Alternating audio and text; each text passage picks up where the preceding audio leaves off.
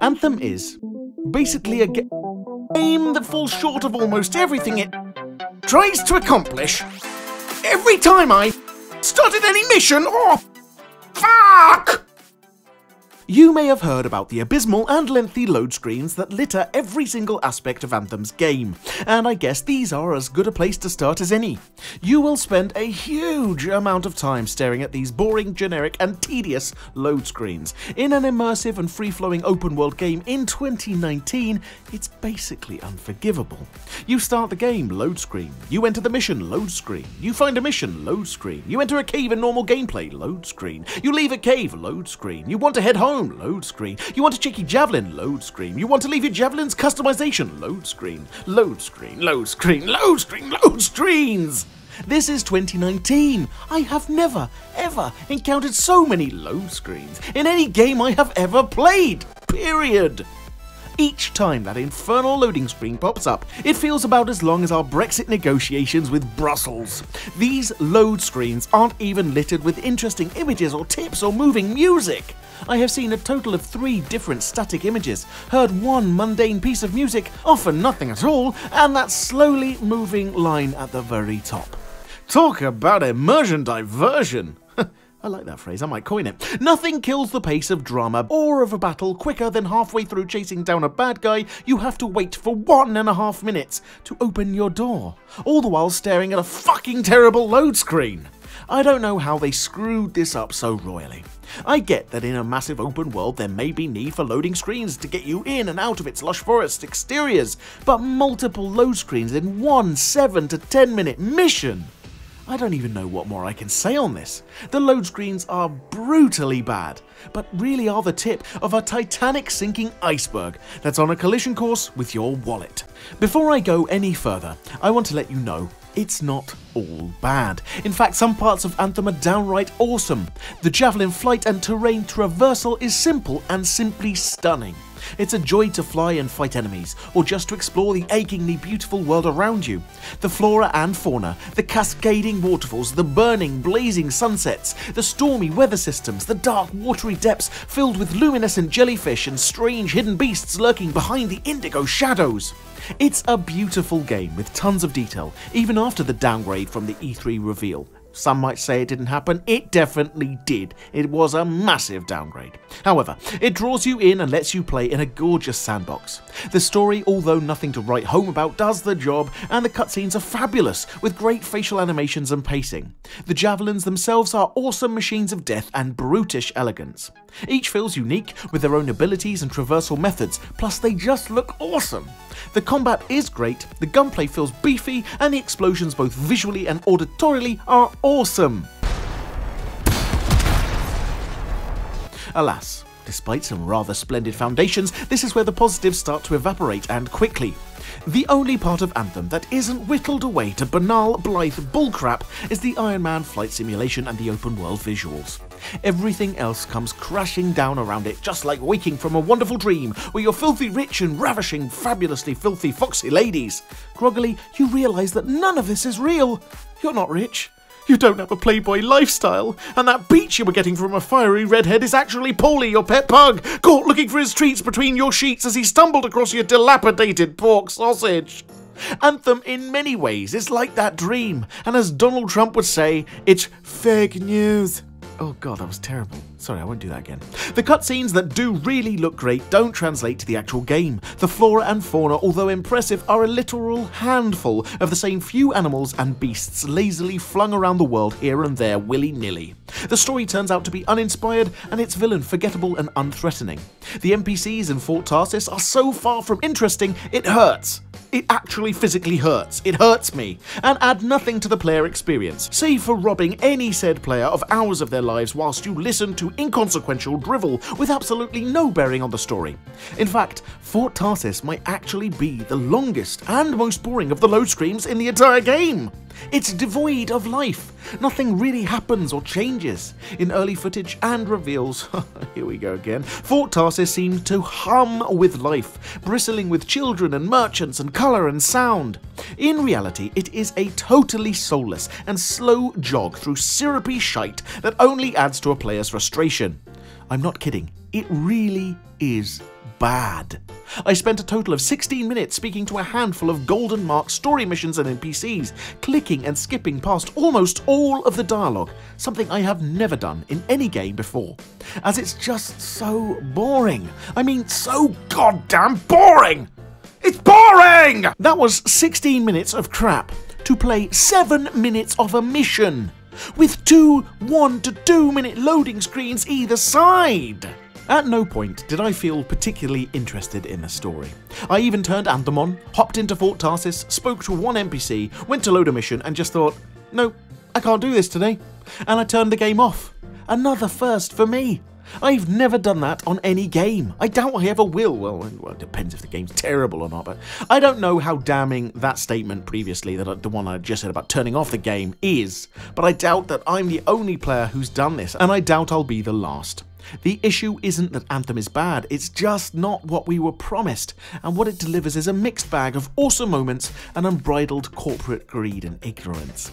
I hate, with a passion, Prospero, the most insidious NPC to grace the gaming world for probably forever. No one's been as bad. Not only do his spacky eyes strike a spine-tingling fear down my spine, they just seem to wander. But his pure essence is that of a foul, vain greed. What a literal piece of human pixelated garbage. You have so many interactions with Prospero in Fort Tarsis, who brings the thunder all over his shop, quite literally. Like a rumbling storm cresting the horizon, he signals the real threat to Anthem, the microtransactions. Oh, and by the way, what the hell is little Louise Belcher from Bob's Burgers doing here? It's so weird. We've got some new stock you might like, but maybe you'll be more interested in my Tusselar adventure. So you're aware, she's a regulator, a kind of not-so-on-the-side-of-the-law privateer shop owner who offers you exactly the same bland, boring bollocks as Prospero, and somehow is supposed to be a sort of alternative shop. I smell bullshit! Anthem's customization options, or lack thereof, and the hard, intolerably unforgivable, downright dirty sell that every single voice line Prospero utters is shameful. His sole purpose in this game, his reason for being, is to entice players into parting with their coins and or shards to spec out his or her javelin. He serves literally no other purpose. All he ever does is try to instill this Atrocious ethos that a coat of magic colours with visual impact and flair that he describes as more powerful than the weapons each javelin wields. That actually could be true, you'll find out their weapons are terrible, is worth your money. All of your money, actually, and Anthem makes it out like you, the freelancer, and he become great buddies. The first few conversations did seem like a nice interlude into the customization options, soon to be at my fingertips, but with each frolic through Fort Tarsis, his hard sell continued, and continued, and continued, and continued, and continued, and continued, and like the never-ending loading screens, he just never stopped. Prospero's excessive chunks of dialogue revolved around making your javelin the best looking hunk of mech metal to Great Fort Tarsis and the wilds beyond, but his only purpose is to sell you loot. The whole thing is so unfathomably transparent. I'm telling you now, you'd have to be a bloody fool if you can't see the wood for the trees right here. It's such a tremendous shame, in honesty, that BioWare had to divert such a large amount of storytelling and time into scripting an insidious, not-so-subliminal torrent of customization chest-thumping for players to get swept up in. When all of your limited coin is gone, by the way, his continued dialogue is designed to get you to dip into your real-life wallet. And why not? Everybody likes to look good in the game they're playing. We all want our javelins to look badass, don't we? We do! And here lies Prospero and one of Anthem's blazing like a bushfire issues. Anthem is, at its core, a loot shooter. As such, the most important cornerstone of any game in that coveted niche is a smorgasbord of wonderful and whimsical customization and loot. In practice, Anthem's loot is downright pathetic at best, shockingly abysmal at worst. You have the option of literally 2 sets of armor for each javelin, plus a special armor set if you pre-ordered a version from the plethora of different launch editions versions available. There's so many of them, there was too many things. The customization options are limited to 2 full sets of armor, or you can interchange those amazing options, those 2 wonderful, fantastic options, like a helmet from one of the sets and legs from the other. Whoop-de-fucking-do! The combinations are so unbelievably dull. It's pitiful, really. And then, when you realise just how lukewarm the options actually are, the game wants you to buy new ones. The great space looter shooter extraordinaire whose marketing and in-game story-led hard sell is all about how awesome you look while flying around and shooting things. And it only has 2 sets of armour! Only 2! I'm sorry, but give us a break.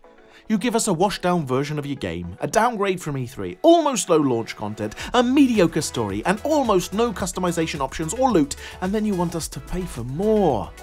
A looter-shooter should be all about the loot, the guns, gear, abilities, and how you look.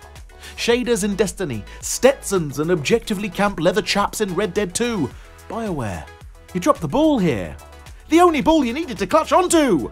Like an old lady grasping her family pearls! But like the old bint at the end of Titanic, sorry, another Titanic reference, you basically threw this ball into the dark and unforgiving waters of the Atlantic! The bloody loot! The loot in Anthem is atrocious. Who was responsible for this? You had 6 years, and this is all you could come up with. I can't even shout. Well, I probably could, but I'm not going to. The unquestionably indefensible, appalling and shambolic loot doesn't just cover the cosmetics, but your guns, the crafting, and your abilities, all of which are rather terrible. Not only this, through recent updates and patches, the loot fiasco has spiraled out of control. Patches went live which actually made grinding the game for masterwork and legendary loot fun. You felt like you were actually getting somewhere. This was apparently a mistake, so BioWare pulled it back and made the game worse. Much, much worse. That patch mistake actually made the game fun. People were having a good time, and the devs rolled it back as it was an error and not intended. The whole community praised what they thought was BioWare listening to them and making the loot fun and fair, only then to be told that this wasn't their intention, and regardless of how much players loved it, they were going to address the unintended drop rate. I mean, really? I'm not going to spend a lot of time on much else here, because, well, I think I will start to sound like I'm repeating myself, and honestly, at this point, I think you get the message. However, I absolutely must mention the weapons, looting in general, the abilities, and the enemies. The weapons in Anthem are the least appealing, most pathetically designed, weak, watery, and wanky pieces of stool I have ever had the displeasure of looting. Almost all of them look identical, from shotguns to autocannons to snipers. They all look totally uninspired, like the guy making them sort of just gave up halfway through. Apparently he spent 6 years designing them, but I think after day 1 he just gave up and died, only for his body to cover up his designs until moments before launch when someone yelled, "Salmon! Where are the weapons? We launch tomorrow! Salmon!" Oh, he's dead. But worry not, I found this horrible design, and I think we could just use it for all the weapons. Because this must have been the case. Otherwise, how in all that's holy did those guns make the final cut? Not only do they look atrocious, and are about as much fun as a dash through Anne Widdecombe's undergarments, they lack variety, decent stats, meaningful attributes, and any kind of cool factor. Even the masterwork guns are almost entirely indistinguishable from the rest. I mean, come on. Come on! The gear and abilities feel much the same. The loot tiers from uncommon through to legendary don't really do much more than make the said abilities more powerful, and the fact that you can only have 2 abilities equipped for any mission is a real shame. This is compounded by the fact that you have to face the bloody loading screen assault course just to swap a single skill or underwhelming weapon. That's right, you can't even swap out skills during a mission or open world gameplay. So if you picked wrong and struggle, you're stuck with it to the bitter end. The whole process of looting feels rather naff too, to be fair. Well, actually, that's kind. It's terrible. Opening a chest grants you glowing diamond-like cubes, but you can't bloody well equip anything until you're back at the forge. It's just so short-sighted. Again, Anthem was in development for 6 years. How can so much of this have been missed? How was this play tested, and tested again, and then another time by many, many different people and teams, but not one person stopped to say, "Wait a darn minute, this is total shit!" I give up. A loot shooter, where the loot is just, well, non-existent. The crafting is lazy and uninspired, the cosmetics are lacking serious quality and quantity, and the guns are some kind of bad joke. How did this game with such a platform for success get so lost in its vision? I don't think that we will ever know. While in the final throes of my discontentment, I must say that Anthem, the relics, the mystical power that governs all that we are attempting to do in Anthem is so underwhelming, and another clear indication of what could have been over what we actually got.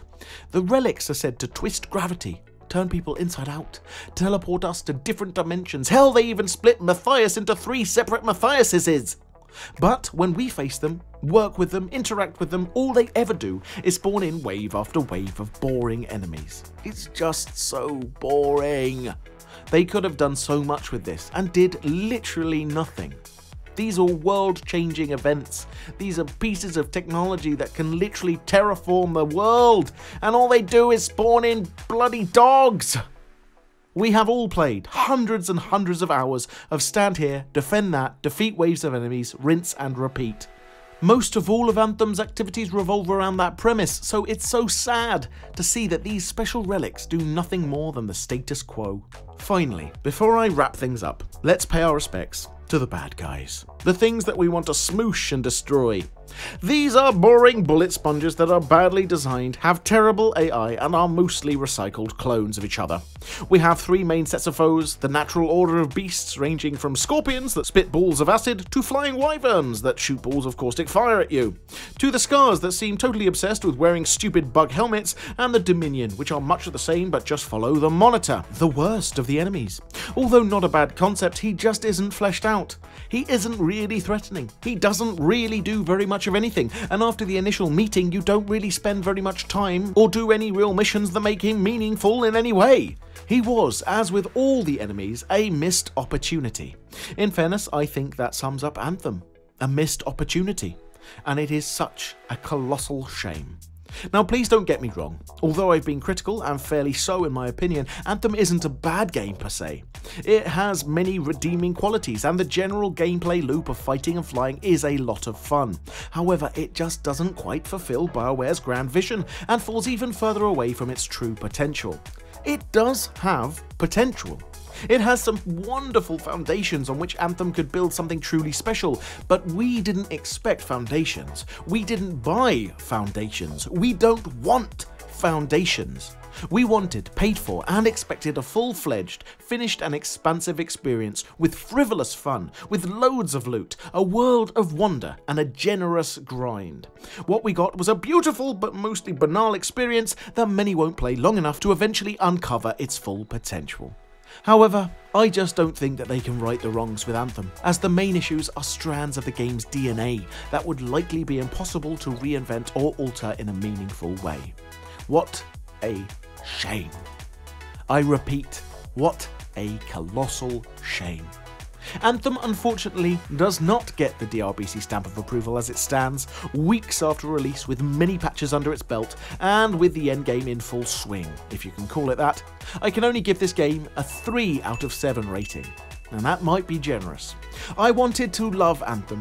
I desperately tried, but unless it gets some serious love and an impressive overhaul, it will remain one of those unfortunate titles that simply crumbled away under its own ambition, and one that I doubt I will ever return to.